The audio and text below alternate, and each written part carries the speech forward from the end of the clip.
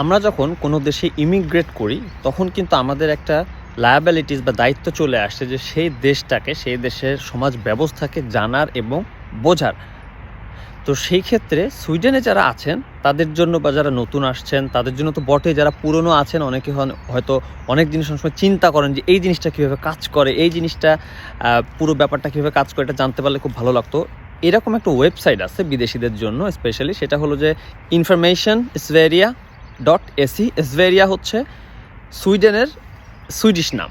হ্যাঁ, তো এই ওয়েবসাইটে গিয়ে আপনারা যারা ফর এক্সাম্পল চিন্তা করেন যে আমি বাচ্চা নিয়ে সুইডেনে আসছি, তো বাচ্চা নিয়ে বিদেশি হওয়া একটা দেশে হাউ ডাজ ইট ফিল, কী কী লায়াবিলিটিস আমার আছে, এটা যদি জানতে চান আপনি এই ওয়েবসাইটের একটা অংশে ঢুকে সেটা জানতে পারবেন।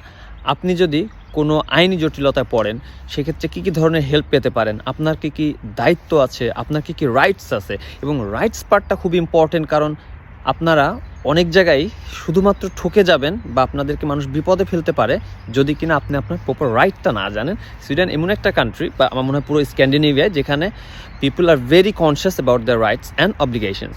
সো আপনি যদি সুইডেন সম্পর্কে আরও অনেক জানতে চান তাহলে অবশ্যই ভিজিট করুন informationsverige.se।